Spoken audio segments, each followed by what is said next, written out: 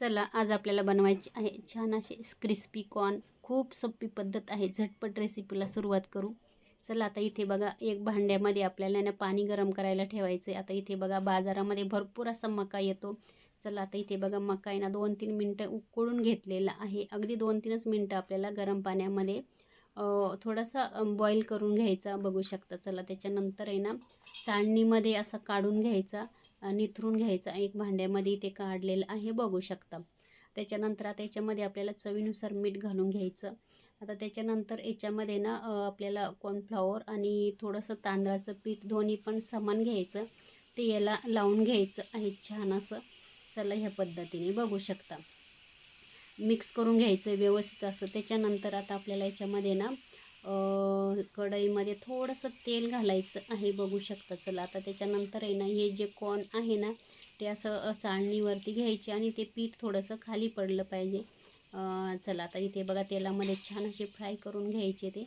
आता त्याच्यानंतर आहे ना फ्राय झाल्यानंतर इथे बघा एक भांडं खाली ठेवायचं, त्याच्यावरती हे कॉर्न काढून घ्यायचे म्हणजे तेल खाली पडतं. चला अगदी थोडंसं कढईमध्ये तेल घालायचं, कसं तरी नॉर्मल किंवा नाही घातलं तरी चालेल. त्याच्यामध्ये आलं लसूणची पेस्ट घालायची, हिरवी मिरची पण आहे त्याच्यात. आता त्याच्यानंतर याच्यामध्ये ना एक छोटासा कांदा कट करून घेतलेला तो पण घालून घेतलेला आहे. तो छान असा फ्राय करून घ्यायचा पहिल्यांदा. आता तुम्ही अजून याच्यामध्ये शिमला वगैरे पण घालू शकता, छान लागते, किंवा कोबी वगैरे. अगदी थोडंसं लाल तिखट घातलेलं इथे. आता इथे चाट मसाला तुम्ही घालू शकता. आणि चला आता त्याच्यानंतर आहे ना आता तुमच्या घरामध्ये जे सॉस असतील ना ते घालायचे आहे. आता माझ्याकडे जे होते ते मी घातलेले आहे.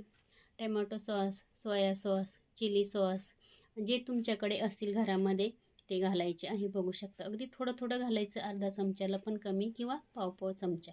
चला आता इथे बघा माझ्याकडे जेवढे होते तेवढे मी याच्यामध्ये घालून घेतलेले आहे. त्याच्यानंतर आता हे जे आपण कॉर्न बाजूला काढून ठेवले ते पण घालून घ्यायचे, छान फ्राय करून घ्यायचे, बघू शकता.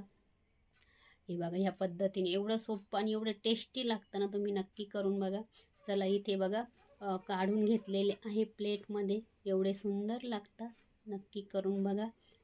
खूप छान रेसिपी आहे. वरून छान असं लिंबू पिळायचं आणि वरून कोथिंबीरही घालू शकता. चला खूप टेस्टी लागतात, नक्की करून बघा तुम्ही.